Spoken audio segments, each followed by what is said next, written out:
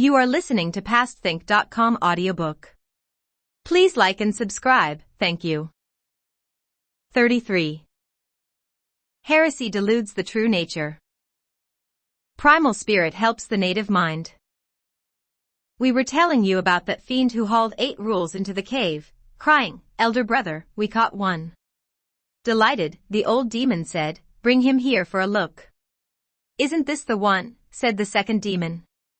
"Brother," said the old demon, "you caught the wrong one. This monk is useless." 8 rules at once jumped at this opportunity and said, "Great king, please release a useless monk and let him go. It's a crime." "Elder brother," said the second demon, "don't release him. Even if he's useless, he is part of the Tang monk's company, and he's called Zhu 8 rules. Let's soak him thoroughly in the pure water pool in the back. When the bristles are plucked and the hide is peeled after the soaking, we can pickle him with salt and sun him dry. He'll be a good appetizer with wine on a cloudy day." When 8 rules heard these words, he said, "What rotten luck! I've met up with a monster who traffics in pickled food." The little fiends hauled 8 rules inside and threw him into the water, and we shall speak of him no further. We tell you now about Tripitaka sitting before the slope. His ears became flushed and his heart began to pound. Growing very restless, he called out, "Wukong, why is it that Wuning has taken so long to patrol the mountain this time and hasn't returned?"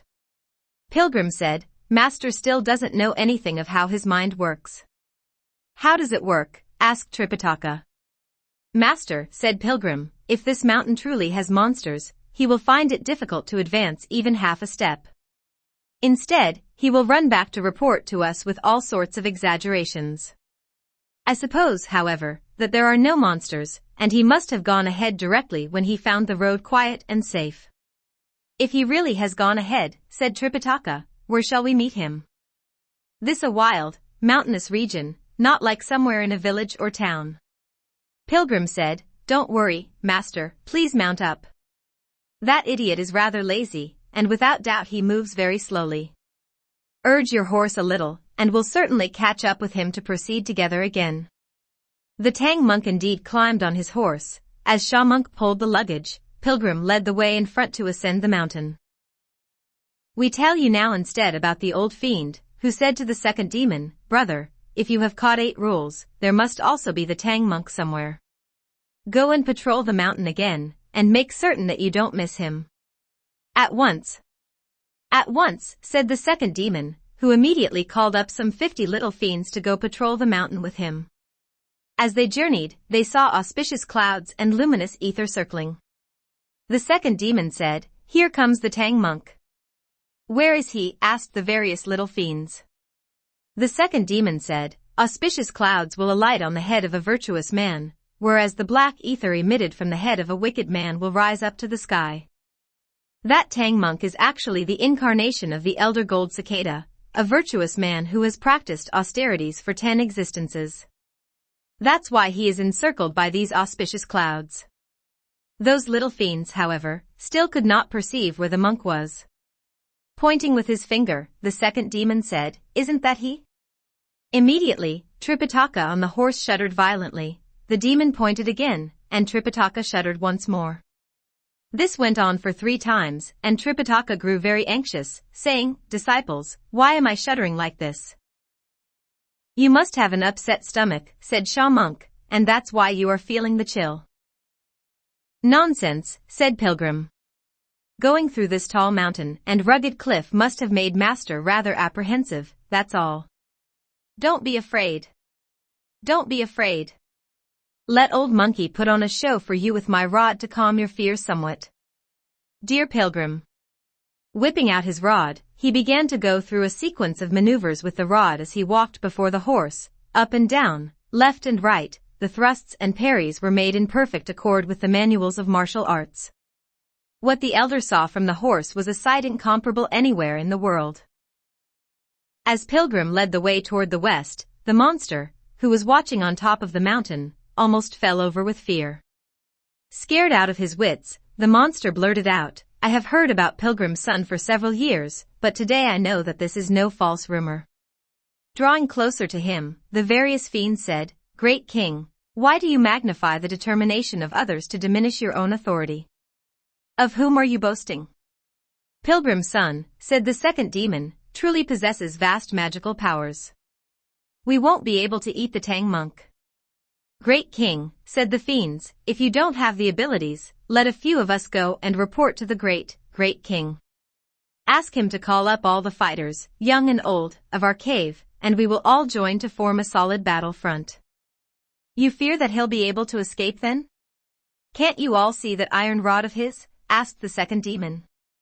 It's powerful enough to vanquish 10,000 foes. We have but 400 or 500 soldiers in the cave, and they won't be able to take even a single stroke of his rod. The fiends said, if you put it that way, the Tang monk certainly will not be our food.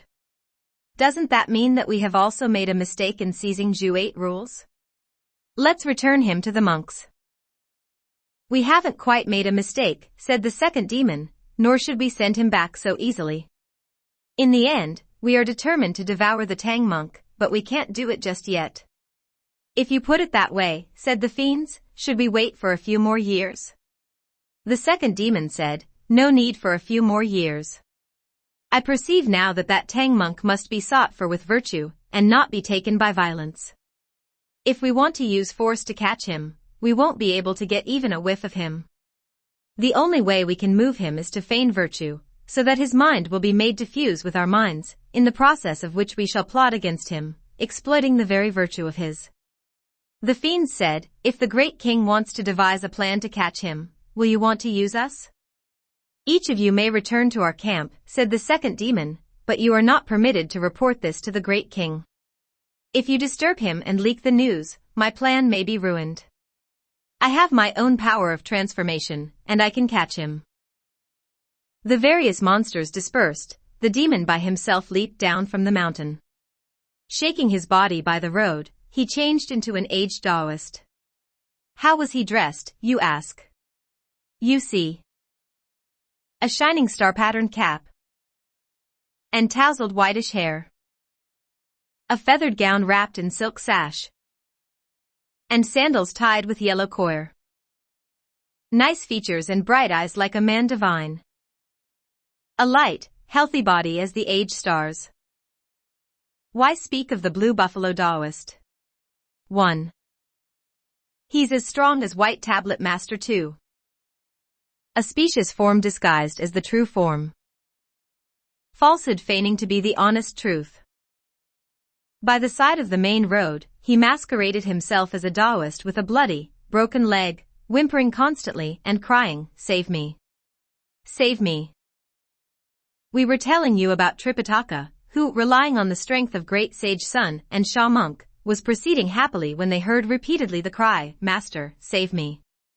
When this reached the ears of Tripitaka, he said, my goodness. My goodness. There is all around not a single village in the wilderness of this mountain. Who could it be that's calling? It must be, I suppose, someone terrified by the tiger or the leopard. Reining in his fine horse, the elder called out, who is the person facing this ordeal? Please show yourself.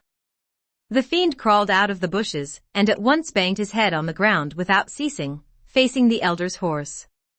When Tripitaka saw that it was a Taoist, and an elderly one at that, he felt sorry for him. Dismounting at once, he tried to take hold of him with his hands, saying, please get up. Please get up. The fiend said, it hurts. It hurts. When Tripitaka released his hold, he discovered that the man's leg was bleeding. Oh master, said the startled Tripitaka, where did you come from? How is it that your leg is wounded? With clever speech and specious tongue, the fiend answered falsely, saying, Master, west of this mountain is a clean and secluded temple, of which I am a Taoist. Tripitaka said, why are you not tending the incense and fires, or rehearsing the scriptures and the rituals in the temple? Why are you walking around here? A patron at the southern part of this mountain, said the demon, invited the Taoists to pray to the stars and distribute the blessings day before yesterday. Last night my disciple and I were walking home when we ran into a ferocious striped tiger in a deep canyon. It seized my disciple and dragged him away in its mouth, while your terrified Taoist, madly attempting to flee, broke his leg when he fell on a pile of rocks. I couldn't even find my way back. But it must be a great heavenly affinity that caused me to meet Master today, and I beseech you in your great compassion to save my life. When I get to our temple, I will repay your profound kindness even if it means selling myself into slavery. When Tripitaka heard these words, he thought they were the truth and said to him, "O Master, we two belong to the same calling. I'm a monk and you're a Taoist. Though our attire may differ, the principles in cultivation, in the practice of austerities, are the same. If I don't save you, I shouldn't be ranked among those who have left the family. But though I intend to save you, I see that you can't walk." "I can't even stand up," said the fiend, "so how can I walk?" All right, said Tripitaka. "I can still walk. I'll let you take my horse for this distance. When you get to your temple, you can return the horse to me." The fiend said, "Master, I'm grateful for your profound kindness, but my inner thigh is hurt. I can't ride." Tripitaka said, "I see," and he said to Sha Monk, "Put the luggage on my horse, and you carry him." "I'll carry him," said Sha Monk. Stealing a quick glance at Sha Monk, the fiend said, "Oh Master, I was so terrified by that ferocious tiger. Now that I see this priest with such a gloomy complexion, I'm even more frightened. I dare not let him carry me." "Liu Kong," said Tripitaka, "you carry him then." Pilgrim immediately answered, "I'll carry him. I'll carry him." Having made certain that it was Pilgrim who would carry him, the monster became very amiable, and did not speak any more. "You cockeyed old Taoist," said Sha Monk, laughing. "You don't think it's good for me to carry you, and you want him instead. When he is out of Master's sight, he'll smash even your tendons on a sharp, pointed rock." Pilgrim, meanwhile, had agreed to put the monster on his back, but he said, chuckling, "You brazen demon, how dare you come to provoke me? You should have made some inquiry on how many years old monkey has been around. Your fib can deceive the Tang monk, but do you really think you could fool me? I can tell that you are a fiend of this mountain, who wants to eat my master, I suppose. But is my master an ordinary person, someone for you to eat? And even if you want to devour him, you should at least have given a larger half to old monkey." When the demon heard Pilgrim muttering like this, he said, "Master, I am the descendant of a good family who has become a Taoist. It's my misfortune this day to have met this adversity of the tiger. I'm no monster." "If you fear the tiger and the wolf," said Pilgrim, "why don't you recite the scripture of the Northern Dipper?" 3. When Tripitaka heard these words just as he was mounting, he chided, "This wanton ape. Saving one life is better than erecting a 7-tiered pagoda. Isn't it enough that you carry him? Why speak of the classic of the Northern Dipper, or the classic of the Southern Dipper?" When Pilgrim heard him, he said, "Lucky for this fellow. My master happens to be someone who is inclined toward compassion and virtue, but also someone who prefers external appearance more than inward excellence. If I don't carry you, he'll blame me, so I'll carry you all right. But I have to make it clear to you, if you want to piss or shit, tell me first. For if you pour it down my back, I can't take the stink, and there is no one around to wash and starch my clothes when they are soiled." "Look at my age," said the fiend, "you think I don't understand what you said?"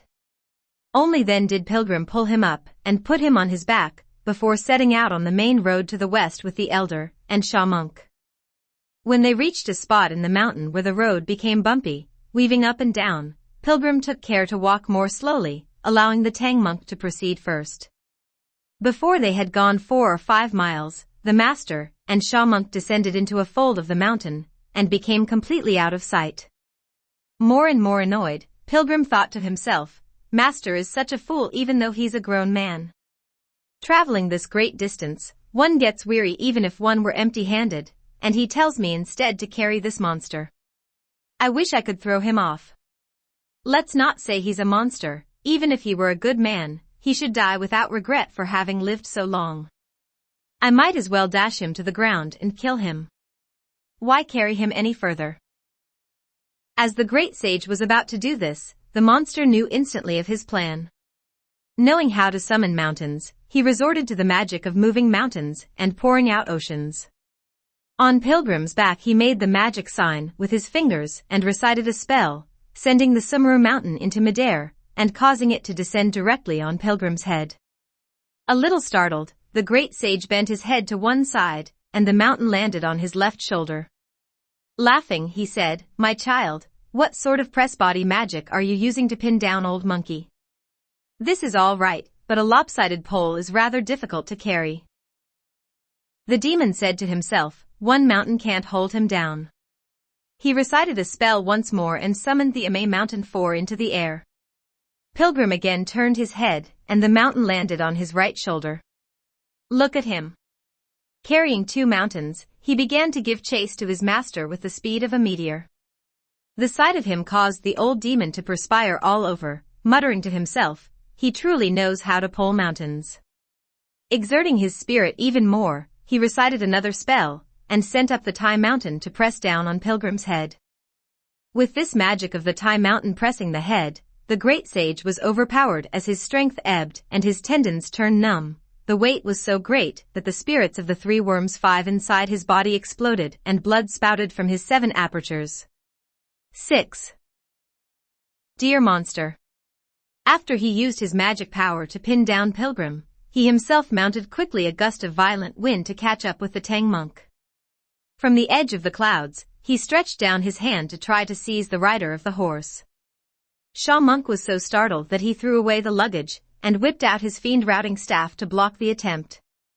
Wielding the sword of the 7 stars, the demon met him head-on, and it was some battle. The sword of 7 stars. The fiend-routing staff. All flashed golden beams as lightning bright. This one, as glowering, seemed the black god of death. That one, iron-faced, was the true curtain-raising captain. The fiend before the mountain showed his power. Solely bent on catching Tripitaka Tang. This man, earnestly guarding the true monk, would not let go Ian at the threat of death. The 2 belched fog and cloud to reach heaven's palace. They sprayed dirt and dust to cover the stars. They fought till the red sun grew dim and lost its light. The great earth, the cosmos, turned dusky all. Back and forth they scuffled for 8, 9 rounds. 'Twas quick defeat for which Sha monk was bound. The demon was exceedingly ferocious. The thrusts and slashes of his sword fell on his opponent like meteor showers.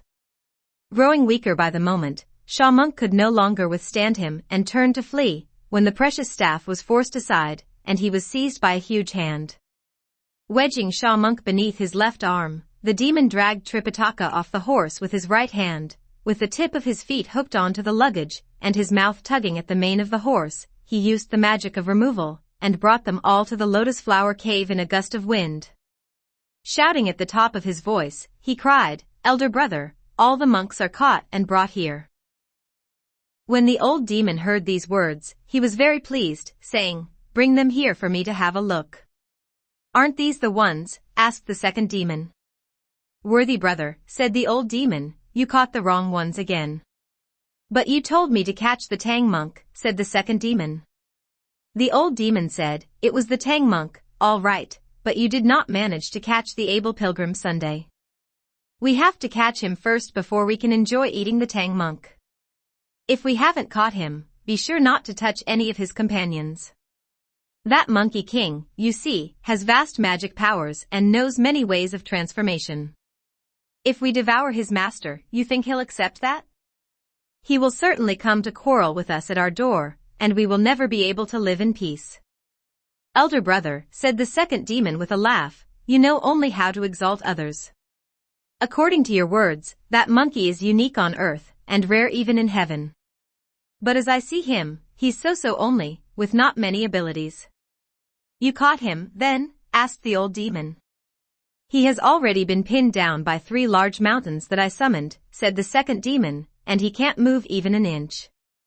That's how I managed to transport the Tang monk, Sha monk, the white horse, and even the luggage back here." When the old demon heard these words, he was filled with delight, saying, "What luck! What luck! Only after we have caught this fellow can the Tang monk be food in our mouths." He thereupon said to the little fiends, "Prepare some wine at once. Let's present to our second great king the goblet of merit." The second demon said, "Elder brother, let's not drink wine yet. Let's order the little ones to scoop you 8 rules out of the water, and hang him up." 8 rules was thus hung up in the east side of the cave, Sha monk in the west side, and the Tang monk in the middle. The white horse was placed in a stable, while the luggage was brought inside the cave. Smiling, the old demon said, "Worthy brother, what marvelous ability. You went out twice and you caught 3 monks. Though Pilgrim's son, however, has been pressed beneath the mountains, we must find a way to bring him here so that he can be steamed together with the others." The second demon said, "If elder brother wants to bring Pilgrim's son here, there's no need for us to move. Please take a seat. We need only order 2 little monsters to put him in 2 treasures of ours and bring him here." "Which treasures should they take along with them?" asked the old demon.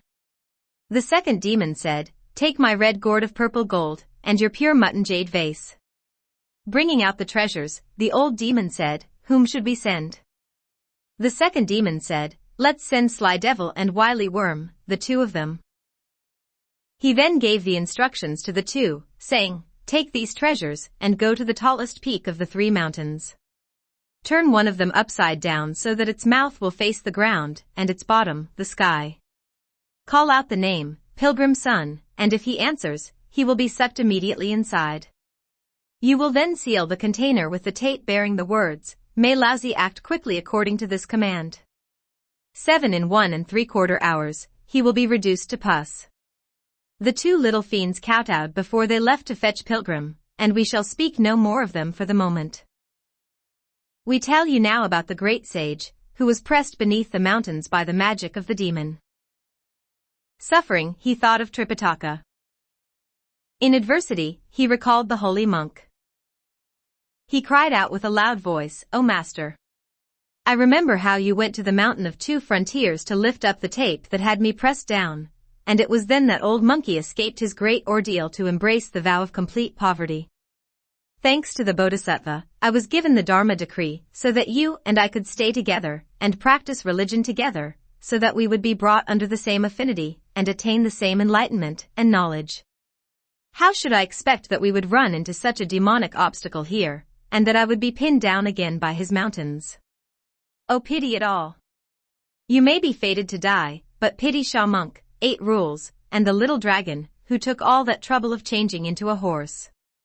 Truly, as the saying goes, a tall tree beckons the wind will rock the tree. A man lives for his name will wreck the man. When he finished this lamentation, tears rained down his cheeks. All that noise, however, immediately disturbed the mountain god, the local spirit, and the guardians of 5 quarters, who came together with the golden-headed guardian. The last one said, "Whose mountains are these?" "Ours," said the local spirit. "Do you know who it is that you have pinned down beneath the mountains?" "No, we don't," said the local spirit. "So, you don't know," said the guardian, "but he happens to be the great sage, equal to heaven, the Pilgrim's son Wu Cheng'en, who caused tremendous disturbance in heaven 500 years ago. Now he has embraced the right fruit to follow the Tang monk as his disciple. How could you permit the demon to borrow these mountains to pin him down? You are as good as dead. If he ever finds release and comes out, you think he'll spare you? Even if he lets you all go lightly, the local spirit will be demoted to an attendant in a post house, the mountain god will be banished to military service, and even we will be placed under a terrible obligation." Only then did the mountain god and the local spirit become frightened. They said, "We really didn't know. All we heard was the spell for moving mountains recited by the demon, and we transferred the mountains here. How could we know that it was the great sage son?" The guardian said, "Don't be afraid now. The law says, the ignorant will not be held culpable. You and I can discuss the matter, and see how we can release him without making him beat us." "This is becoming rather ridiculous," said the local spirit. "Will he beat us even after we have released him?" "You have no idea," said the guardian, "that he possesses a compliant golden-hooped rod, a most powerful weapon indeed. One stroke of it means death, one touch, a bad wound. A small tap and the tendons snap, a tiny brush and the skin collapses. Growing more and more alarmed, the mountain god and the local spirit had a discussion with the guardians of 5 quarters before walking up to the front of the 3 mountains and crying, "Great sage, the mountain god, the local spirit, and the guardians of 5 quarters have come to see you. Dear pilgrim." Though he might be like a lean tiger at the moment, his prowess remained. When he heard the announcement, he replied at once resolutely in a ringing voice, "Why do you want to see me?" The local spirit said, "Allow me to report this to the great sage. I ask your permission to move the mountains away, so that the great sage might come out and pardon the crime of disrespect unknowingly committed by this humble deity." Pilgrim said, "Move the mountains away. I won't hit you." When he said this, it was as if an official pardon had been announced. The various gods began reciting their spells, and the mountains were sent back to their original locations. Once released, Pilgrim leaped up, shaking off the dirt and tightening up his skirt. He whipped out his rod from behind his ear and said to the mountain god and the local spirit, "Stick out your shanks. Each of you will receive 2 strokes so that old monkey may find some relief for his misery." Terrified, the 2 gods said, "Just now the great sage promised to pardon us. How could you change your word, now that you have come out and want to hit us?" "Dear local spirit. Dear mountain god," said Pilgrim. "You are not afraid of old monkey, you are afraid of the monsters instead." The local spirit said, "Those demons have vast magical powers. With their incantations and spells, they would summon us into their cave, and we would have to take turns to be on duty." When Pilgrim heard these 2 words, "on duty," he too was quite shaken. Lifting his head to face the sky, he cried in a loud voice, "O azure heaven! Since the division of chaos, and the creation of heaven and earth, and since the flower fruit mountain gave birth to me, I did search all around for the enlightened teacher to transmit to me the secret formula for longevity. Think of it, I can change with the wind, tame the tiger, and subdue the dragon. I even caused great disturbance in the celestial palace and acquired the name Great Sage. But I never dared to be so insolent as to order a mountain god or a local spirit around. These demons today are truly lawless. How could they be so arrogant as to make the mountain god and the local spirit their servants, forcing them to take turns to be on duty? O heaven, if you had given birth to old monkey, why did you give birth to these creatures also?" 8. As the great sage was thus sighing, he saw in the distance beams of light rising from a mountain valley. "Mountain god, local spirit," said Pilgrim, "since you have been on duty in the cave, you must know what objects are those emitting the light." "They must be the luminescent treasures of the demons," said the local spirit. "Some monster spirits, I suppose, are coming with the treasures to subdue you." Pilgrim said, "This is a lot more fun. Let me ask you quickly, who would socialize with them in the cave?" The local spirit said, "Those they love are persons who heat the cinnabar and refine the herbs. Those whom they delight in are the Cheng'en Taoists." "No wonder he changed into an old Taoist to lure my master away," said Pilgrim. "Since this is the case, your beating will be deferred for the moment. You may leave, let old monkey himself catch them." The various deities rose into the air and left. This great sage shook his body once and changed into an old adept. How was he dressed, you ask? His head had 2 buns of hair. He wore a clerical robe. His hand struck a bamboo fish. 9. A master Lu Ten sash circled his waist. Reclining by the main road, he waited for the little fiends. In a while the fiends arrived. The 8 king released his tricks. In no time at all, the 2 little fiends came before him and Pilgrim stuck out his golden hooped rod. Unprepared for this, one of the little fiends tripped on it and fell. Only when he scrambled up did he see Pilgrim. "Villainy! Villainy," he began to cry. "If our great kings didn't have a special fondness for your kind of people, I would scrap with you." "What's there to scrap about?" said Pilgrim, smiling amiably. "A Taoist meeting a Taoist, we are all in the same family." "Why did you lie here," said the fiend, "and cause me to stumble?" Pilgrim said, "A Taoist youth like you, when you run into an aged Taoist like me, must take a fall, it's a sort of substitute for presenting an introductory gift. The fiend said, our great kings only demand a few ounces of silver as introductory gifts. Why do you insist on someone taking a fall? This must be the custom of another region, and you can't possibly be a Taoist from around here. Indeed, I'm not, said Pilgrim, for I came from Penglai Mountain. The fiend said, but Penglai is an island in the territory of immortals. If I'm not an immortal, said Pilgrim, who's an immortal? Turning all at once from anger to delight, the fiend approached him and said, old immortal, old immortal. We are of fleshly eyes and mortal stock, and that's why we can't recognize you.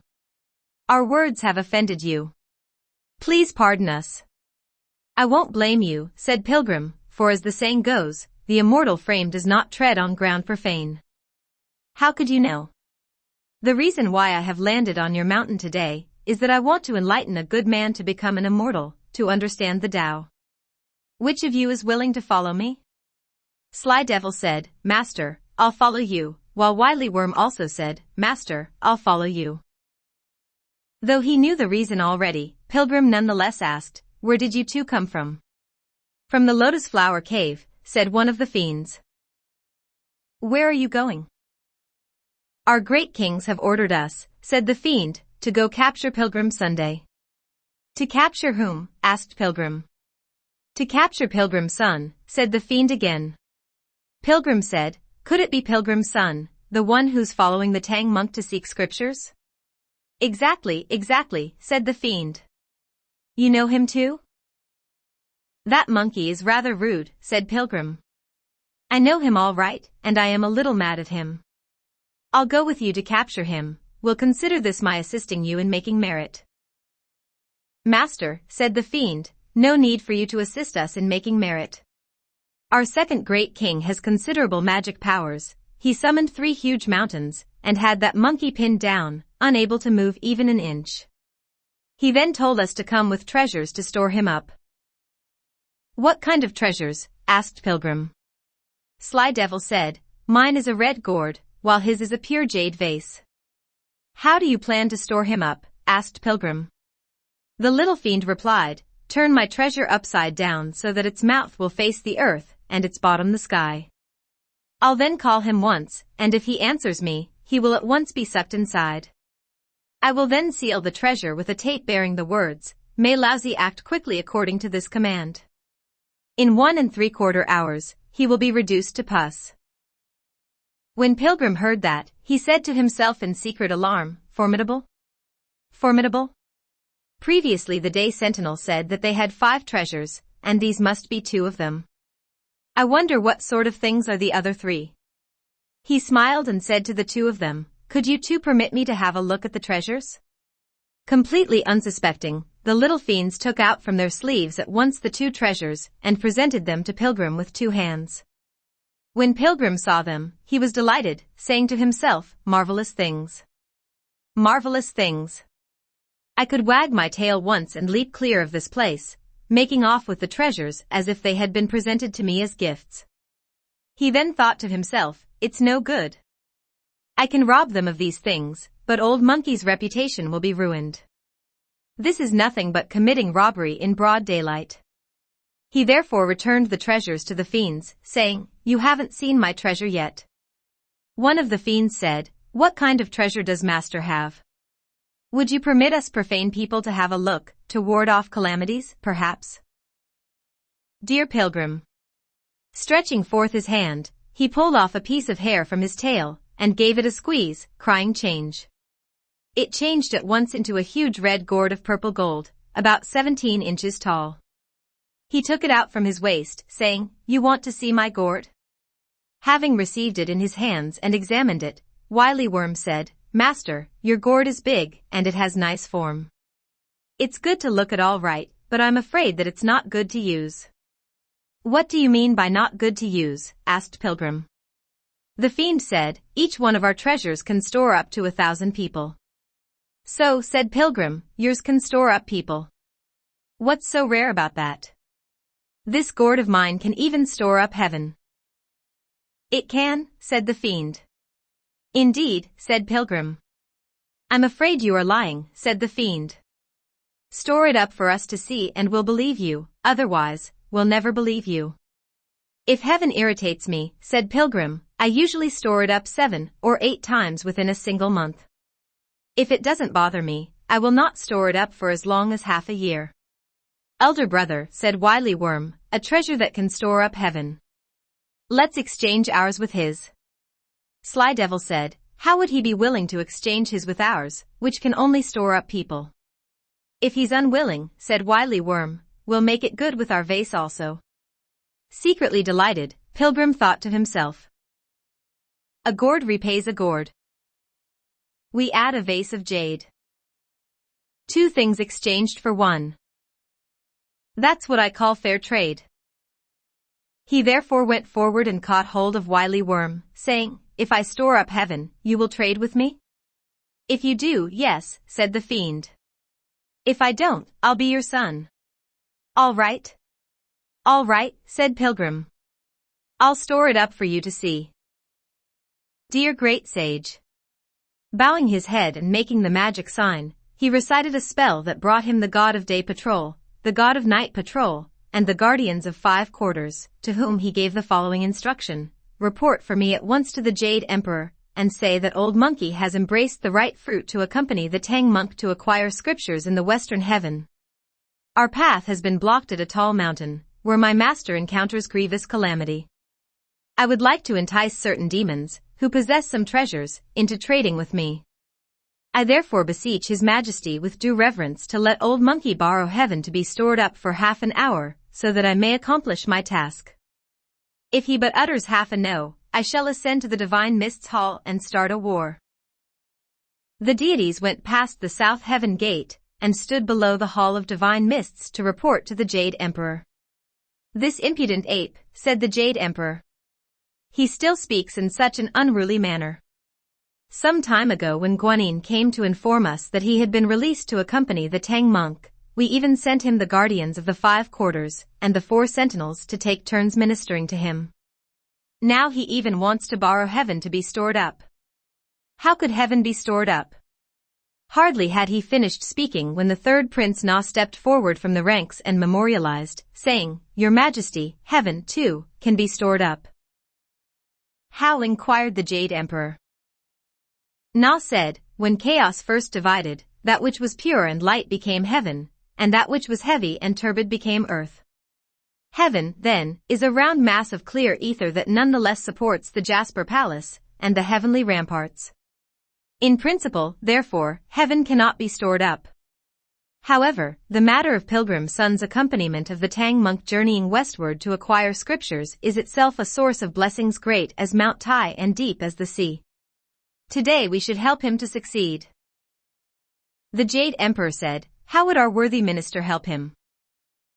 Let your majesty issue a decree, said Nada, and ask Zhenwu, the Lord of the North at the North Heaven Gate, to lend us his banner of black feathers, which should then be unfurled across the South Heaven Gate.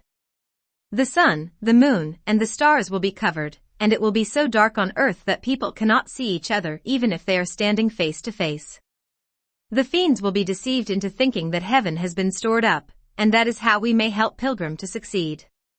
The Jade Emperor gave his consent to this suggestion, and the prince received the command to go to the North Heaven Gate, where he gave the account to Zhenwu. The patriarch at once handed the banner to the prince. Meanwhile, the day patrol god swiftly returned to the great sage and whispered in his ear, Prince Na has come to help you. Looking up, Pilgrim saw auspicious clouds looming up. Indeed, a deity was approaching. He turned to the little fiends, saying, I'm going to store up heaven. Go ahead, said one of them. Why keep dragging your feet? I was just exercising my spirit and reciting a spell, said Pilgrim. The 2 little fiends stood there wide-eyed and determined to find out how he was going to store up heaven. Pilgrim gave the specious gourd a mighty heave and tossed it up into the air. Think of it, that gourd was changed from a piece of hair.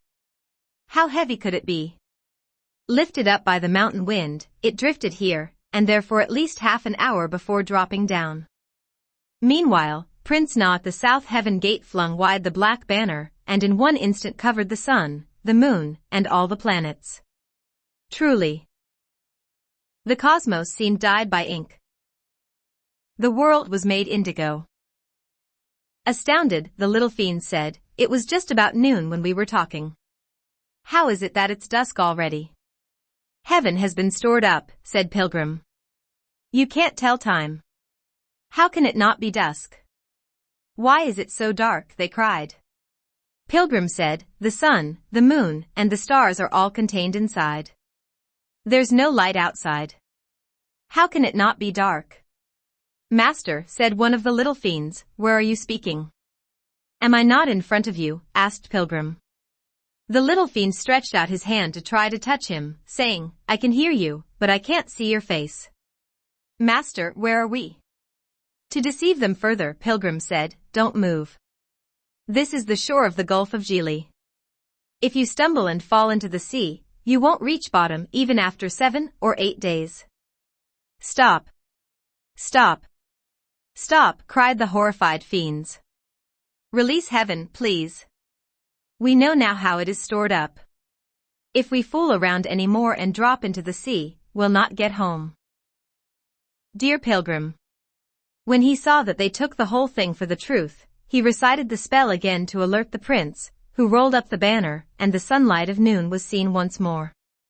Marvelous! Marvelous, cried the little fiends, laughing. Such fantastic treasure, if we don't exchange for it, we are certainly no better than bastards. Sly Devil at once took out the gourd and Wily Worm the pure vase, both of them then handed the treasures to Pilgrim. In return, Pilgrim gave them the specious gourd. After the exchange, Pilgrim wanted to make certain that the bargain stuck. Pulling off a piece of hair from beneath his belly, he blew on it, and it changed into a copper penny. "Young man," he said, "take this penny and buy us a piece of paper." "What for?" asked the little fiend. "So that I can draw up a contract with you," said Pilgrim. "The two of you used your human storing treasures to exchange with me a single piece of heaven storing treasure. I fear that you may not consider that quite fair, and that after a few years you will come to regret our deal. That's why I want a contract for all of us." "We don't even have brush or ink around here," said one of the fiends. "Why bother about writing a document? Let's exchange vows instead." "What kind of vow?" asked Pilgrim. The two little fiends said, "We gave 2 human storing treasures to you in exchange for 1 heaven storing treasure. If we ever regret our decision, may we be stricken with plague in all 4 seasons." "I'll never regret mine," said Pilgrim, smiling.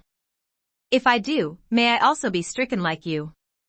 After he made this vow, he leaped up and with one wag of his tail arrived before the South Heaven Gate, where he thanked Prince Na for unfurling the banner and lending him assistance. The prince then went back to the palace to report to the Jade Emperor and to return the flag to Jinwu. Pilgrim, meanwhile, stood in the air and looked at those little fiends. We do not know what happens thereafter. Let's listen to the explanation in the next chapter. You are listening to PastThink.com audiobook. Please like and subscribe, thank you.